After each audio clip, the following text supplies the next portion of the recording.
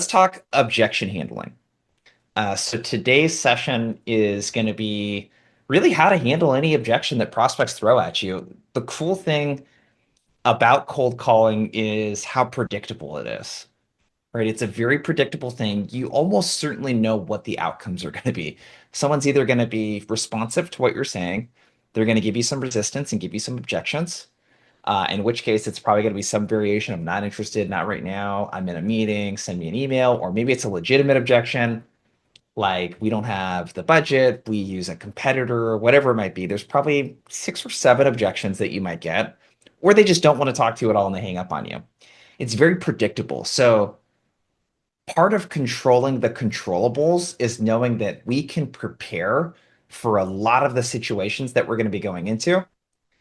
And with objection handling, knowing what we are going to say and how are going to respond is really, really key to making sure that we don't lose because there's like milliseconds and microseconds where like we need to do the right things because the cold call it's like driving a formula, an F1 car. Like you're going 100 miles an hour and there's not a lot of room for mistakes.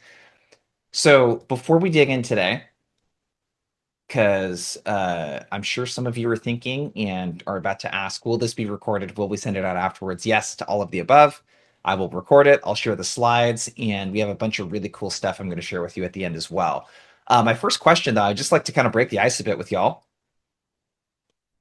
Let's say you're shopping at a department store on a Saturday afternoon, you're just browsing, you don't have an agenda, and a sales associate walks up and says, "Can I help you find something?" What's your immediate response? We have no thank you, just browsing, no thank you, I'm just looking. Logan says, "What's up, Ron?" Ron says, "No thanks, just looking, thanks." Sheen says, "Walk out, LOL." I'll tell you what the key is, you guys. Don't make eye contact. If you don't make eye contact with the person when you walk in, they usually don't walk up to you.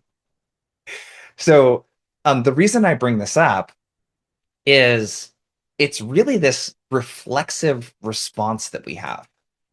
I don't know if anyone has read Daniel Kahneman's Thinking Fast and Slow, his research book. It's so, so good, but it talks about 2 systems that our brain operates in. System one, and I might have these backwards, but it's system one is the mode our brain is in when we're brushing our teeth. When we're brushing our teeth, usually we are not thinking about brushing our teeth because we've done it. Hopefully, you've done it thousands of times. And you're not really thinking about brushing your teeth. You're thinking about something else.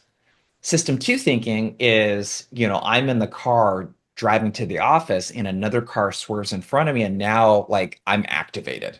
I am in the moment. I'm paying attention. Most of the time when we interact with salespeople, especially in this instance, we are in system one.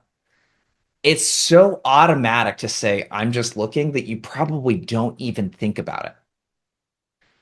So, what's really important to understand, and this is going to be really the foundation of today's lesson, is like you, many prospects won't tell the whole truth because it's just easier and it saves them time to avoid confrontation.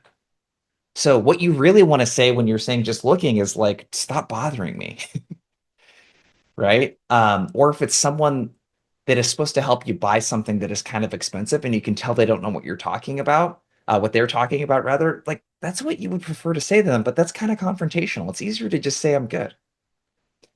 Right. So, in other words, when a prospect says not interested, not right now, I'm in a meeting and it's within 15, 20, 30 seconds of meeting that person, that's not really what they mean. There's an underlying feeling under that that we have to address. Okay. So, today, here's what we're going to cover. I'm going to talk about the psychology behind why prospects object. We're going to give you a framework that you can use to handle any objection. That doesn't always mean that you're going to flip it around and land a meeting, but something that you will feel comfortable doing. And then lastly, we'll talk about the 5 most common cold call objections, and we're going to demo exactly what to say for each of those. So today is the second part of a 3-part masterclass. So yesterday we talked about cold calling. Today we're talking about objection handling. Tomorrow I'm going to give a complete overview of our outbound approach. And what I would suggest you go grab, I just dropped it into the chat. We have a free Outbound Masterclass course that's going live tomorrow. So if you want to be the first folks to access it, It's about 3 hours of our very best content that we've used to train the companies that you see here on the screen: iHeartMedia, Shopify, Optimizely, Rippling, Gong, Zoom, ton of really great teams. That course is free. It's got a cool workbook that I'm going to show you here later today. But if you want to be one of the first folks to access it, make sure to grab it in the chat. Okay, let's talk about objection handling, where you might be getting stuck. So I would love to know in the chat as I'm sharing some of this stuff. Let me know if any of this resonates. Um, hey, I get shut down in the first 30 to 60 seconds because people keep telling me that they're not interested, or I'm in a meeting. I don't even get to share the reason for my call. Like I just get shut down. I get met with immediate resistance. Or, hey, when someone says they're using our competitor, who might be a larger company than yours with a larger sales force, I kind of freeze up. I don't have a confident way to respond when they say that they're using a competitor. Or maybe when you get an objection, you just kind of freeze up and you kind of stumble over your words and what to say. Let me know in the chat what, if anything, that I've shared so far resonates with you. And if it's something different that you were feeling challenged with your objections, I'd love to hear that in the chat as well. So, what, if anything, that I've shared so far? Kate says all of the above. Yeah.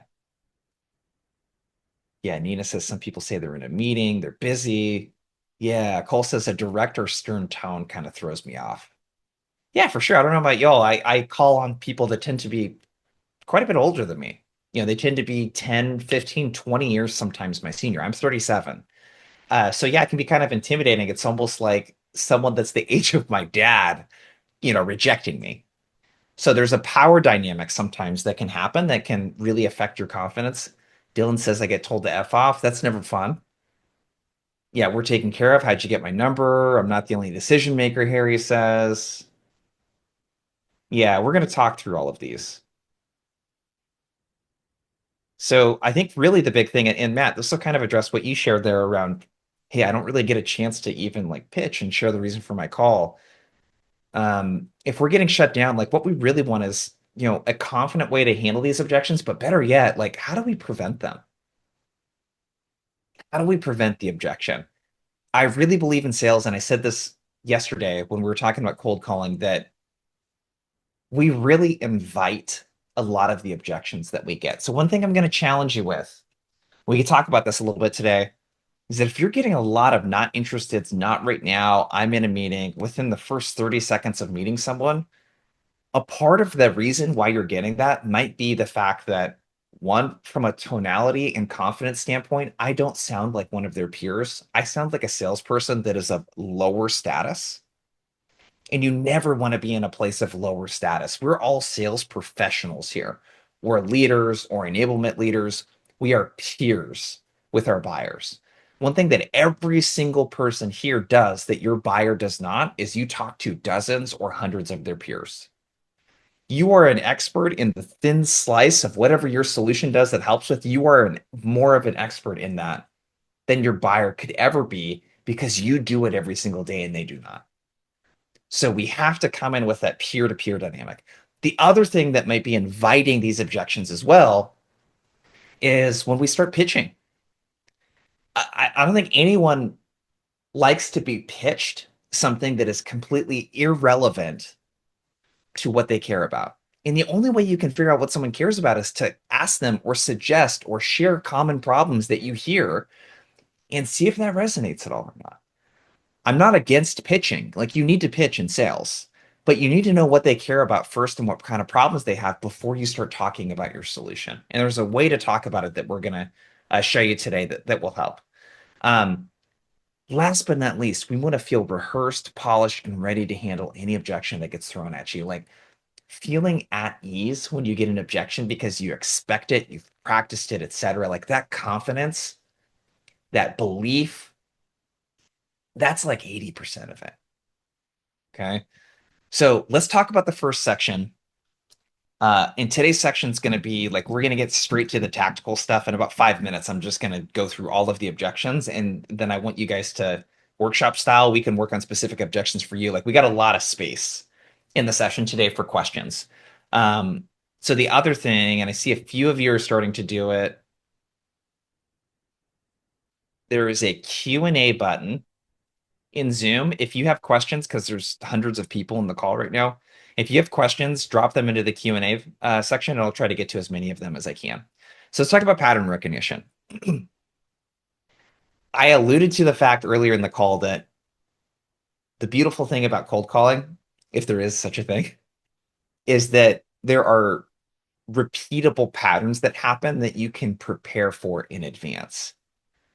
So what really helps us here is to not think about how to memorize, how to respond to not interested versus I'm in a meeting versus send me an email versus we use XYZ competitor.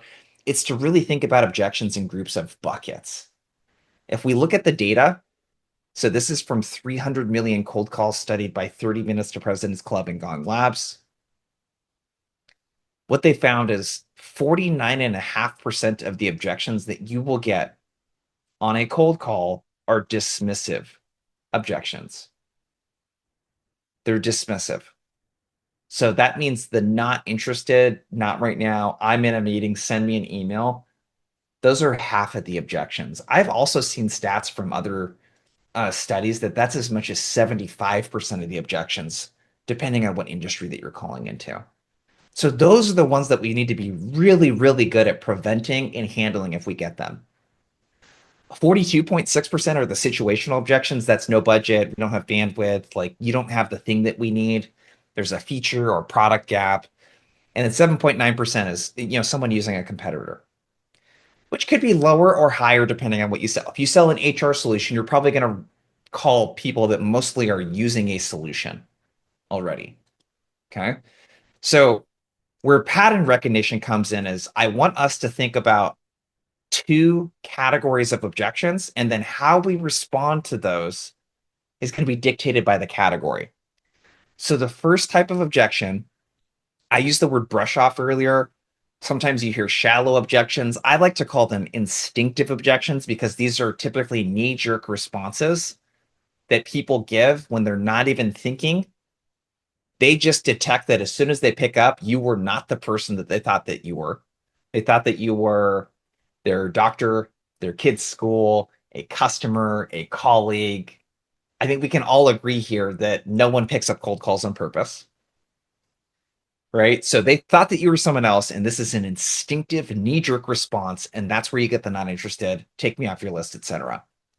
My question for y'all in the chat, what do you feel like the prospect needs from us in that moment to continue the conversation?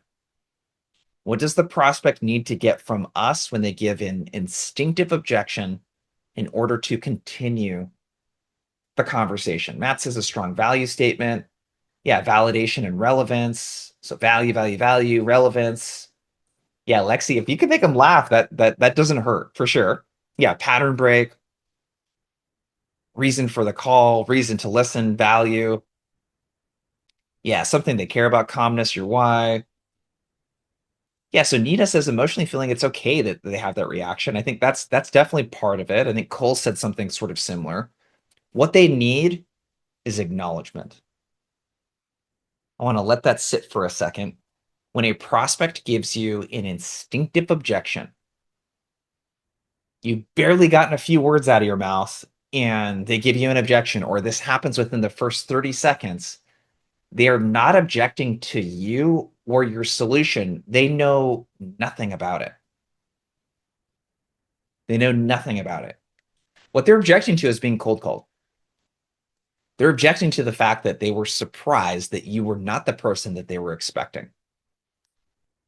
Right? So Sarah, yeah, you could call this labeling. Chris Voss, maybe a little less prominent these days in the sales world, but I felt like between 2018 and 2021, it was like all people were talking about in sales was Chris Voss, and he's got some good stuff, don't get me wrong, but I don't think we need to be FBI hostage negotiators in order to be good at sales or negotiating. But we need acknowledgement.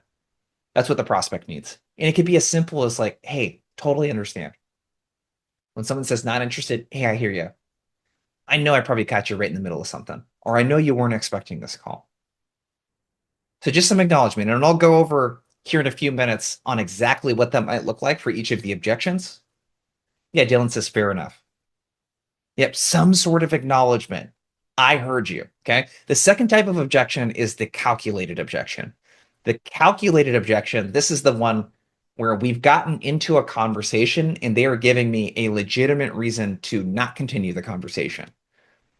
Hey, we don't have budget. Things are tight right now. We're actually using one of your competitors. We just signed a 12-month contract. Um, what's the price of this? How much does it cost? All of those types of things. And a lot of you in the chat said value earlier. That's what they really need here.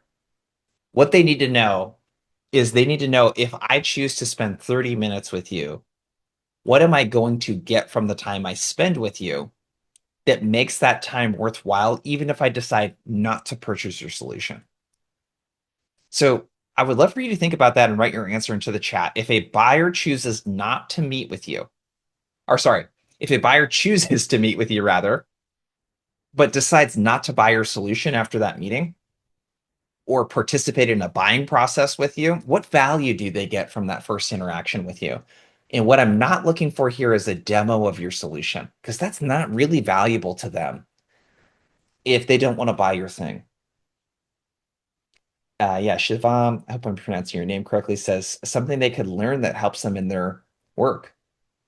Yeah, Craig says food. Yeah, education on a better solution, perhaps. Yeah, understanding Dylan Gilbert says understanding where the industry is going. Customer insights, different point of view. Yeah, human connection, Michelle says. Humor, information. Yeah, trends, insights they don't have. Yeah, a big part of what I try to share during the sales process is stuff like what I'm sharing with y'all right now. Okay, here's like the state of outbound. Here's what's going on. Here's why it's so hard. Here's what's working for teams. Here's what we're seeing. I worked with a company that sells an automated welding solution. So it's both hardware and software as a service. And a big challenge that in that industry is that no one wants to become a welder. I showed this yesterday, actually, that no one wants to become a welder. It's like the market for this is going down, but the demand is extremely high. And there are large parts that are traditionally hard to automate. So, like, that is the value that they give in return for their time. Hey, let's talk about how you could automate some of the traditionally hard to automate parts, like we're doing for companies like a Caterpillar. And then let's also talk about how some of these companies are dealing with a welder shortage. If you sell cybersecurity, it could be, hey, I can talk to you and share some strategies around companies like Costco and PepsiCo and how they're securing their OT environment, especially when like things like the Wi-Fi go out and people are hotspotting, like how you can get insights into that type of stuff, right? So calculated objections. So there's a couple things before we talk about the objection handling framework that are extremely important. Gong did a really big study on objection handling, and what they found, it's a little hard to read. I'm noticing here it's a little bit small, but what you can see in that data there on the left is that top performers, the folks that book meetings, they tend to pause up to 5 times longer after they receive an objection. So when someone says not interested, oh, hey, no problem. That pause right there versus when you get an objection, sometimes when I listen to reps and I coach reps, a lot of them start cutting the prospect off as they are sharing the objection. So just give it a pause. What this shows in that moment is like confidence, charisma. It doesn't reek of that sales, like that commission breath that we talked about yesterday. Okay, so the key here is don't be in a rush to respond. Take a second or so, just a hit, just a brief hit, and then wait for the prospect to finish talking. Okay. This is the kind of like art of the conversation type of piece, type of advice here. So the second thing is I want to control the conversation by responding with a question. So I'm going to handle the objection and then I'm going to respond with a question to redirect the conversation or to make an offer. Okay. So again, same study from Gong, they found that the top performers who book meetings, they follow up the objections with a question 54.3% of the time versus 31%. So we never want to just respond to the objection. Oh yeah, we don't price based on user. We actually price based on usage. And then pause there. I'm letting the prospect take the conversation in any direction they would like. I want to really control the conversation. And we do that through questions. Okay. So we want to pause. We want to end with questions. So let's talk about the framework. So we teach a framework called EVO. It's empathize and validate. So when we get an objection, the very first thing that we want to do is think about what they might be thinking or feeling. And then we want to validate where they're coming from so that they don't feel alone or crazy. And typically we can do both of these at the same time in a single sentence. Okay. So let's, as an example here, just to make this real for everyone, let's say a prospect in the first 30 seconds of the cold call responds with something like not interested. What do you think that they are thinking and feeling? Can you let me know in the chat? What do you think's going through the head of a prospect that picks up the call, finds out right away it's a sales call, not what they were expecting? Yeah, too busy with this. Yet another sales guy. Yeah, how can I get off this call? This is becoming burdensome. I don't have time for this. So, like, one of the things you could respond with, and again, I'm going to give you some scripting and stuff that you can use today, but you're just going to literally share what you think is on their mind. So if someone's like not interested, be like, hey, I know the last thing you were probably expecting was to get a call from a salesperson. Or hey, no problem. I bet I thought that you were expecting someone else. All right. Or hey, I know that we haven't met before. Or hey, I know you're probably super busy. You guys, any version of that where we're acknowledging whatever you think is on their mind, it works really, really well. Okay. And again, the stuff that I'm going to share with you today, it's not going to work 100% of the time. Maybe it only works 25% of the time, but that's 25% of the time that it works that you didn't have before. Okay. So the next step would be offer. So this is the what to say next. Depending on what the objection is and where you hear it, you're either going to pivot the conversation or make an offer to meet. Okay. So if someone says not interested, I could say, hey, no problem. Last thing you were probably expecting was a call from a random call like this. But I speak with a lot of finance leaders, and the number one thing they have challenges with is tying the supply chain data they have with their P&L. We saw that with companies like Caterpillar and a few others. Is that by chance something you're running into? If so, we should talk about it. If not, let me know. I won't call you again. Any version of that, y'all, like works really well. Okay. So I'm going to empathize and validate. I need to acknowledge what I just heard in the way that feels most natural to me. And it really needs to come out in your tone as well. If anyone here goes to therapy, which I'm a very big fan, I've been doing that for 8 years, I think now at this point. Like, think about the unconditional positive regard that your therapist has for you and the tone that they use if they're a good therapist. And it's just like, it's so understanding and validating. Like, we don't need to go into therapy mode when we're talking to a prospect, but like that tonality is just so great. So empathize and validate, and then we offer. We can pivot the conversation or make an offer to meet. So let's talk about and provide some examples of how to handle just about every cold calling objection that you're going to get. Okay. So I'm going to give you a live demo of what's in the course.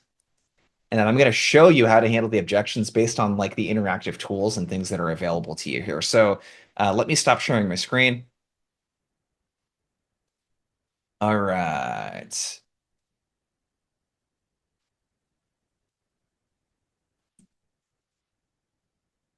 Okay, here we go. All right. So I'll drop the link to the course again in the chat. Go check it out. Here's what's included. We're going to focus for the session today here on this one, Module 10. So with the workbook, here's what's pretty cool. It's got all of the sessions summarized. So yesterday we talked about cold calling. All of the stuff I talked about, call reluctance, your mindset, tonality, using permission-based openers, all of the examples, how to secure the meeting. There's even like a template here that you can load and kind of fill in the blanks with your stuff. It's pretty badass. So make sure to check out and sign up for the masterclass there in the chat so that you can get free access to this. Okay, let's talk about objections. So, the first objection, refresh this. Okay, so let's start with not interested. I'm busy. We're all set. Okay, so this is a version of how you might do this. And this is like kind of a fill in the blank type of thing. You might say, hey, all good. Before I let you go, here's what I'm hearing from people like you. And I would love some help here in the chat. I'll just like riff on some of these and customize some of them. Um, so give me in the chat a persona that you sell to and like the number one problem that you help them with. And we'll kind of riff on this live workshop style. And I'll show you how you might handle specific objections. So give me a persona, HR leader, cybersecurity leader, marketing leader.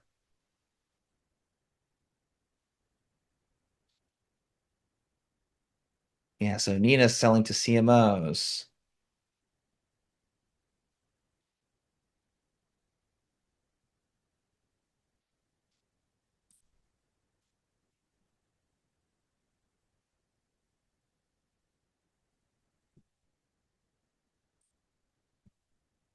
So Nina, if we were doing something for marketing, what we could say is if someone's like, hey, not interested, hey, all good before I let you go.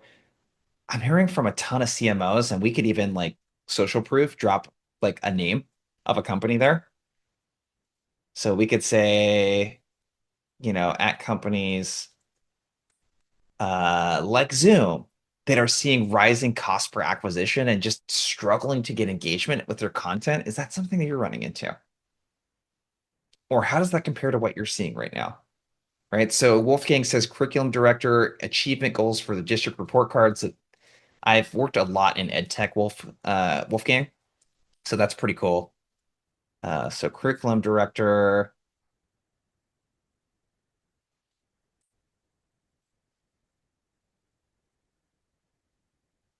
Okay.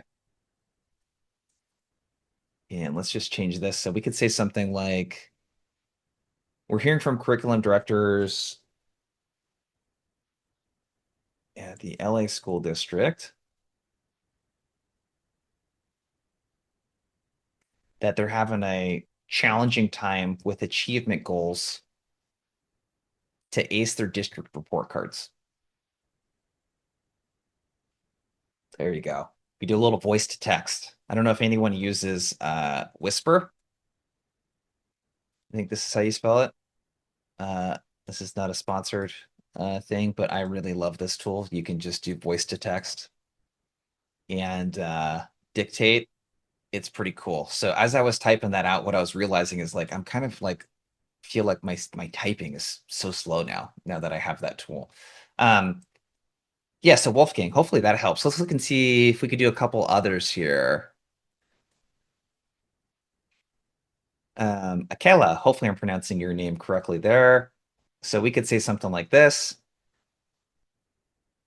Attorneys that are seeing rising acquisition costs for customers and SEO, paid media, and video branding just isn't working the way it used to. So you could do something like that.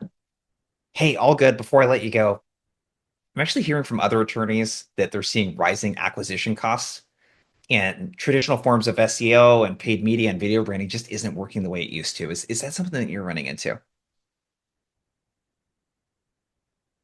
All right, let me see if there's any other kind of fun examples here. Yeah, employee retention, engineers. Julia, let's do one of yours. Performance leaders at companies like Zoom that it's really hard for them to get visibility into projects and they tend to miss their OKRs, especially in large organizations like yours. So you could do something like that. Hey, all good. Before I let you go, we're hearing from performance leaders at companies like Zoom that it's really hard to get visibility into projects and they tend to miss their OKRs, especially when they're managing really large orgs like yours. Is that something that you're running into?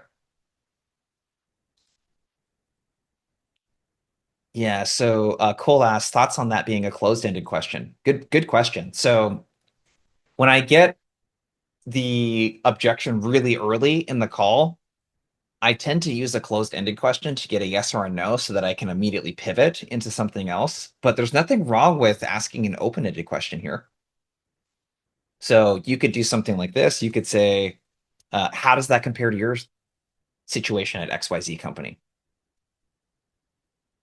Right. So I really like the um, what is it, Ted? Yeah. Tell me, explain, describe. So you can use those statements. Hey, tell me a little bit more about how that compares to your situation. Can you describe how that compares to what you're seeing over at XYZ, your company? Okay, cool. Want to pause here. Everyone cool so far. We got the initial like kind of approach here. I'm going to empathize and validate, and then I'm going to offer. What really, really helps is if I can bring them back to the people that we help and the social proof, plus the specific problem that they run across. And the more tailored we can make that, the better. So if this was the company I did a bunch of research on, um, like just to give you guys one more example of how you could tailor this even more, is you could say, hey, we're hearing from performance leaders at companies like Zoom that it's really hard for them to get visibility into projects and they tend to miss their OKRs, especially big ones like the XYZ project you have at ABC Company. Right? So you can insert stuff like that to make it more like hyper relevant to the individual that you're speaking with. Okay, cool. If we're good, could you give me a thumbs up or like a good to go in the chat? Let's if you're ready to move to the next objection. Awesome. Okay. So let's talk about the next one. I'm in a meeting right now. We're going to handle sort of in a very similar way, except for our CTA is going to be a little bit different. So Cole asked, should we use open-ended questions or closed-ended? I also like these multiple choice questions too. Hey, should we do this or that? Especially when it's really early in a conversation, I like to ask really short, closed-ended questions within the first 30, 60, 90 seconds, and then layer in more open-ended questions as we go. And what that allows you to do is build momentum in the conversation so it doesn't feel like so much work to answer the question. Um, Okay, Andrew Jones, I'm going to use your example for this one. So, Andrew Jones sells to facilities and ops leaders. He said, we're an integrative construction firm helping to improve cost certainty timelines on commercial industrial renovations and expansion projects. So, Andrew, that's kind of like a value prop statement. I'm going to flip that into a problem. So, if we're calling on a facilities leader and they're like, hey, I'm in a meeting right now. Hey, all good. Before I let you go, you guys, I love this line, by the way. Before I let you go, you're letting them know that there's an end in sight. I find that it works really well.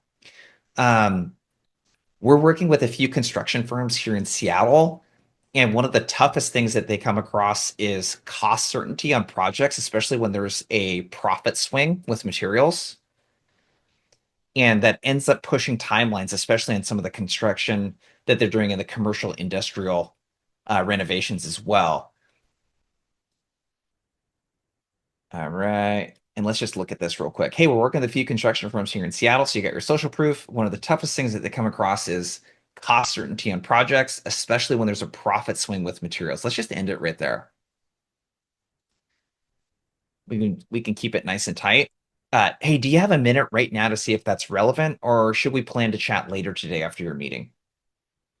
So I find that if you nail the problem statement, if you nail the problem statement, they'll have a minute right there. They'll say, "Hey, wait, who are you with again? Who are you calling with? Where are you calling from? What do you guys do again?" If you're getting those types of responses, you know you're doing a really, really great job. And if they say, "Yeah, call me later today," I'm always going to send a calendar invite. So right now it's 10:37 a.m. for me. I'm just going to say, awesome. I'll send you an invite for 2 p.m. later today. And I make the invite 5 minutes.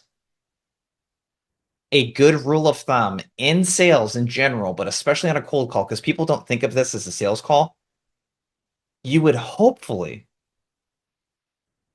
you would never leave a sales call without a next step on the calendar. Hopefully, you would never do that. So I want you to apply the same logic to a cold call. You did the hardest part. The hardest part is getting a hold of them. There's a 95% chance that you don't get a hold of the prospect.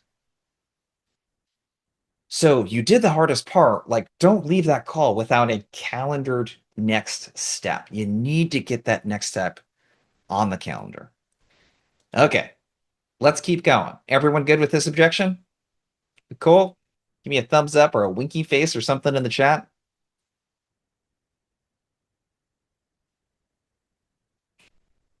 Cool. All right, you guys are awesome. How'd you get my phone number? So let's put ourselves in the seat of the prospect real quick. Put ourselves in the seat of the prospect. So one of the things that's really, really important is that when someone gives this objection, we have to think about what they're feeling. And the best way I could describe this is they feel like someone has invaded their privacy. And I know it's 2026, and in sales, we're thinking it's so silly. Really? Like, come on, like your phone number's everywhere. That's what we think in sales, right? So what you need to really think about is like it's an invasion of their privacy, and like we need to make sure that we don't come at them with any kind of snarky attitude around it. Okay. So when someone says, "How'd you get my phone number?" I can say, "Hey, fair question. I got your info from," and sometimes I'll be as transparent as to say Zoom info, or you could blame it on the marketing team. Or if they actually did sign up for something, you say, "Hey, fair question. I actually got your info from a recent webinar you signed up." Or hey, fair question. My marketing team put together a list of companies we thought would be, experiencing some of the challenges that our other customers like Zoom and Gong and Rippling are experiencing. I'm happy to send you an email with details on removing yourself from the database if you'd like. But the reason I called you specifically is, and then I give a very similar problem statement that I just gave earlier. I'm giving you a call because we're working with a ton of HR leaders that when they do international expansion, like it looks like you guys are doing in France and Italy, it just comes with like a big like set of headaches from a compliance standpoint. Mind if I take a minute to see if what we do might be helpful for you at XYZ company? All right. So how'd you get my phone number? Let's be transparent with how we got their phone number. I like to err on the side of being transparent anyways.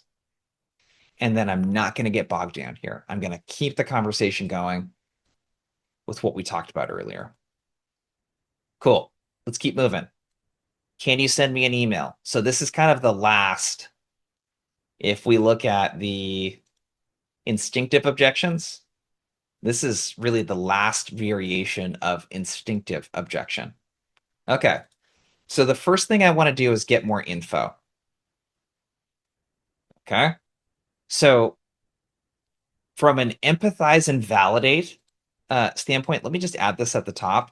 I always like to just tell them that, yeah, I'm happy to. Oops. Send an email. I'm happy to send an email. Like, just get them to lower the regard right there. Like, comply with what they're asking for. Hey, so I can get you the best information. And let me just kind of write this out. So I can get you the best information. Many of the HR leaders that we work with that are hiring internationally often runs into a ton of compliance burden. And we just help them relieve all that so that they can focus on recruiting. I'm curious, how is XYZ company approaching international hiring right now? So we could do something like that. Let's see if we can turn Grammarly off. I think it's going to let me do that.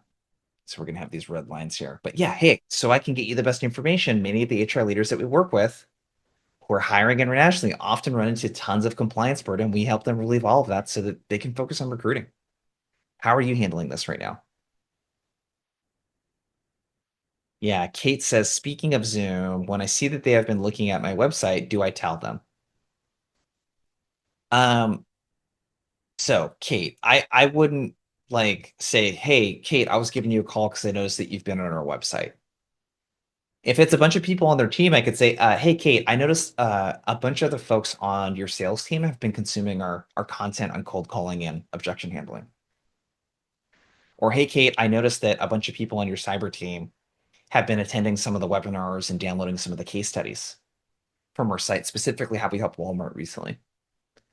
So you might do that. I wouldn't say I was calling you because I saw that you're poking around on my website.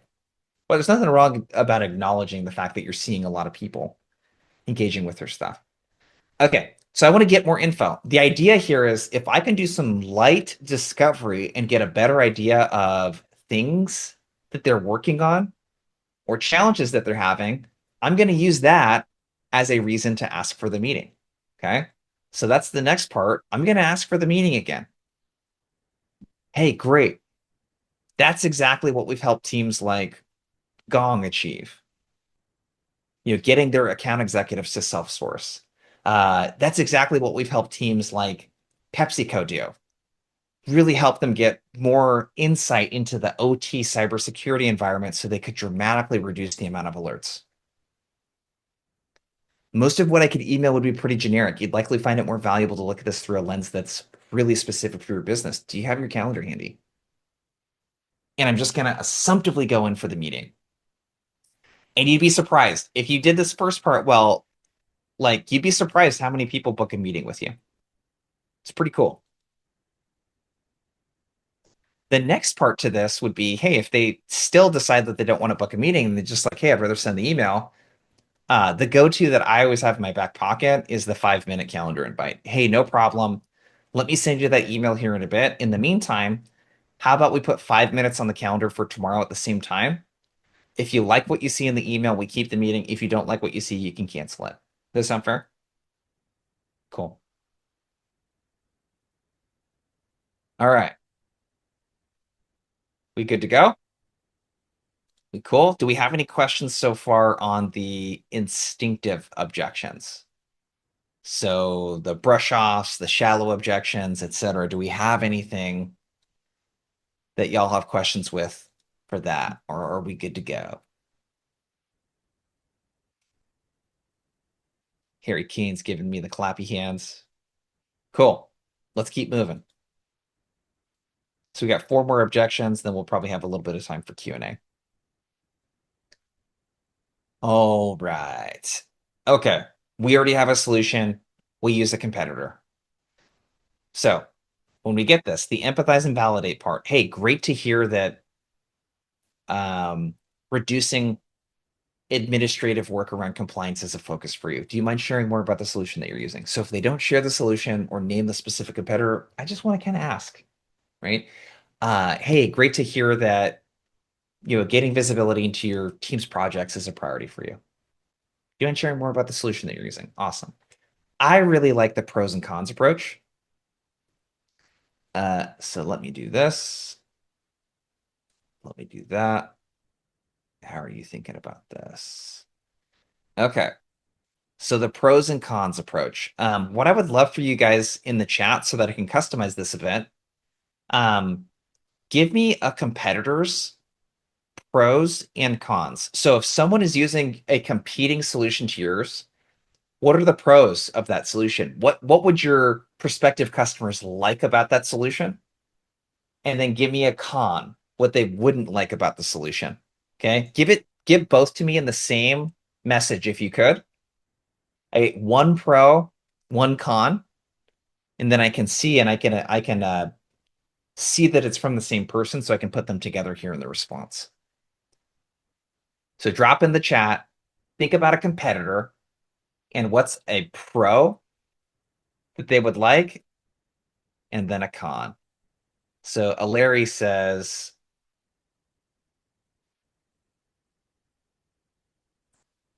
more customization. So that's a pro. And the con would be pricing is really high. Keep them coming, team. I'm just going to look through these. Oh, hey, Joe.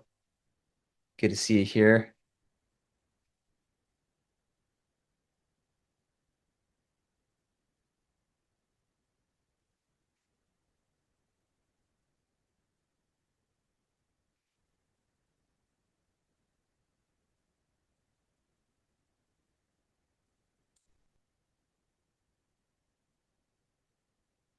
So, Peter, what I would love to see for you with Epic is what's one thing that they like about Epic?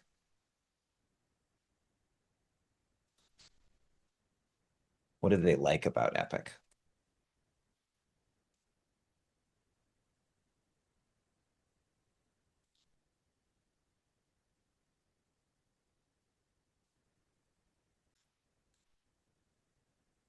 Yeah,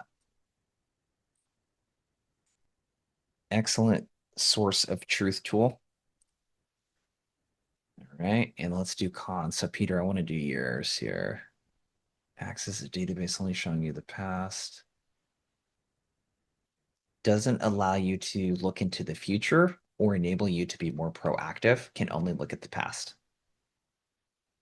Okay, so like if we were to use this framework with Epic, what we might do, Peter, is something like this. Hey, awesome. Glad to hear that like database visibility or security or whatever it is a priority for you. What solution are you using if you don't mind?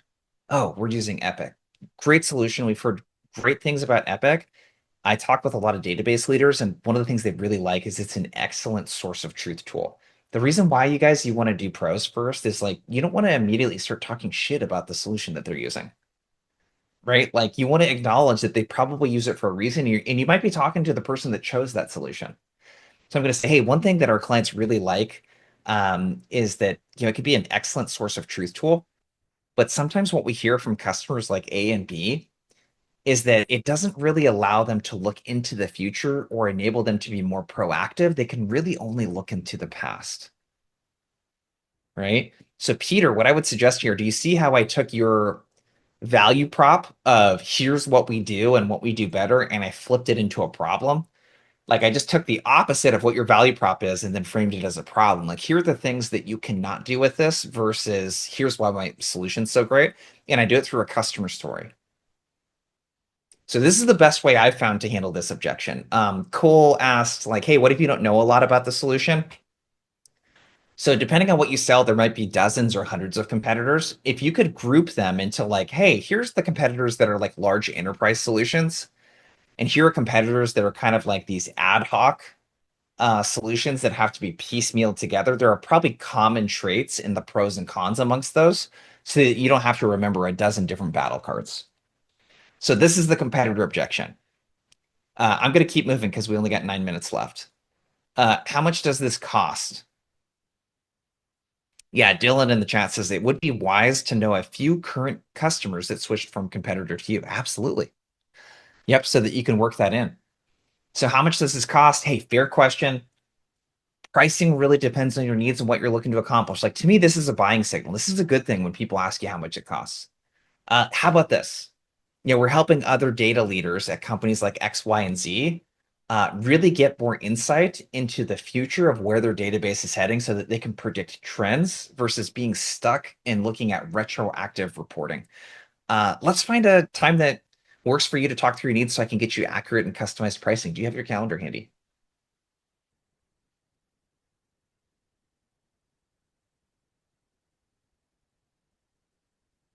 All right, cool. I'm just looking through the chat here.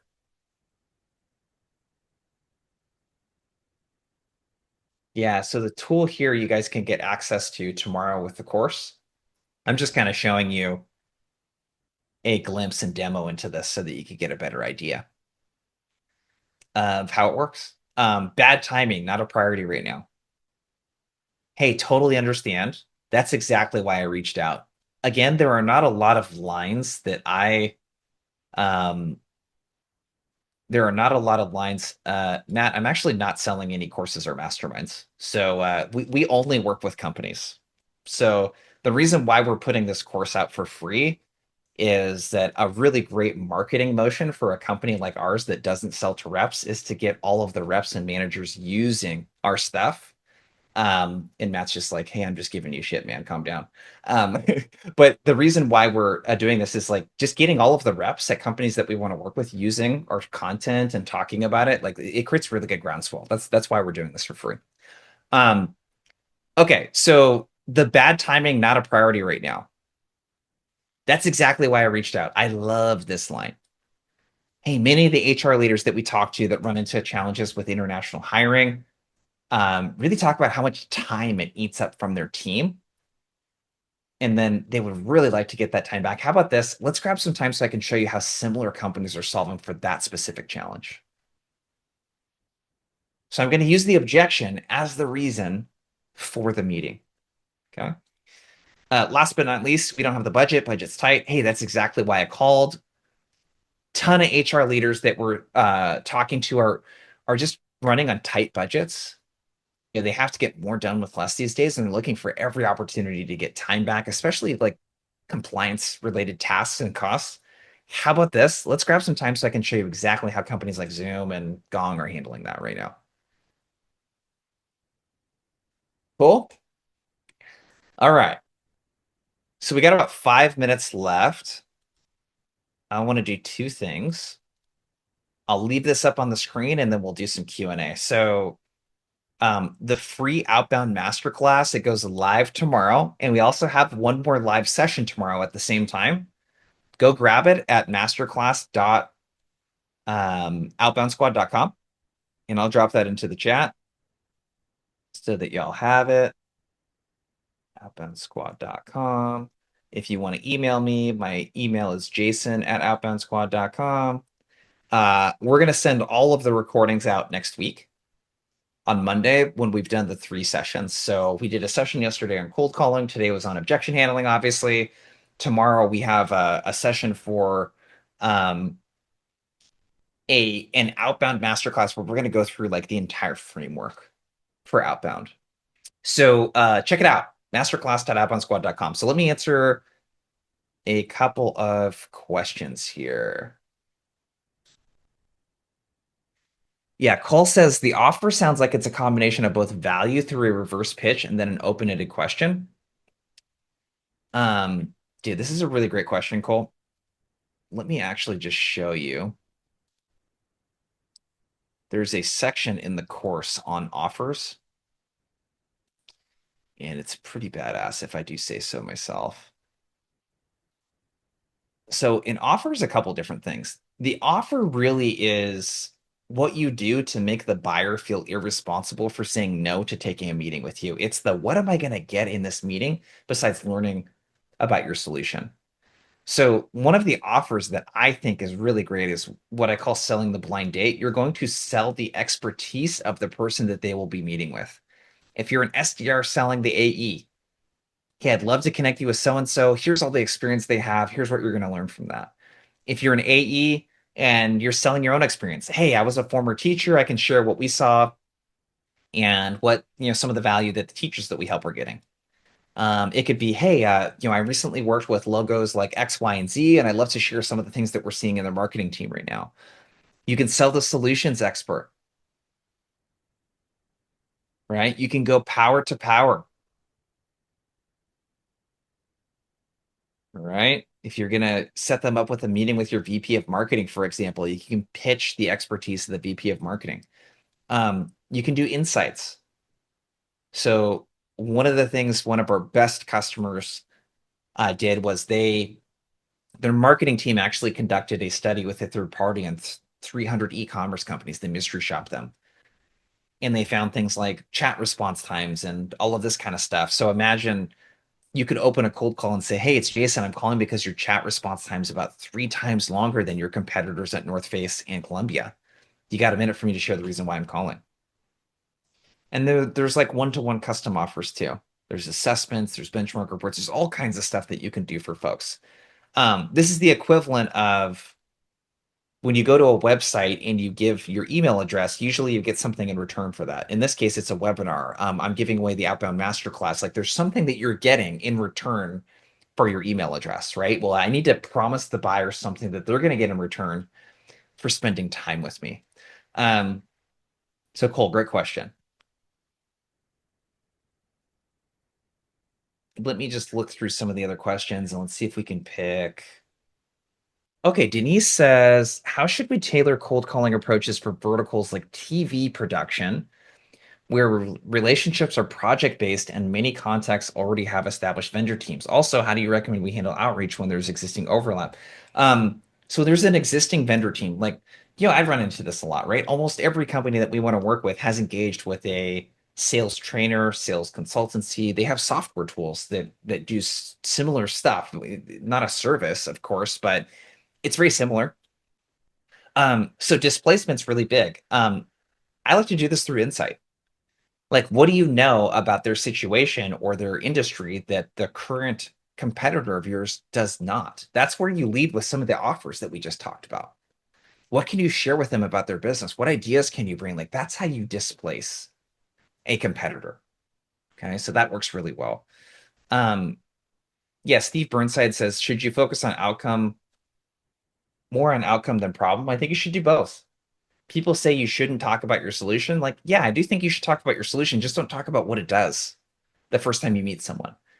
They might need a category, like they might need to know if it's a service or software, right? But focus more on the outcome, right? So if it's for sales, focus more on the pipeline that someone would generate, the accuracy of their forecasting, the pipe gen, the revenue, et cetera, versus if you're selling outreach sequences and automation and AI and like all of this other stuff that your solution does. Okay. All right. That's all I got. All I got for you, team. Um, Make sure to keep an eye on your email. If you signed up for the course, tomorrow morning it's going to go live. I have a live session tomorrow. We'll walk you through it and share some stuff. And I hope today was super valuable for you. So I had a lot of fun. That's all I got. Thank you, everyone. See you tomorrow.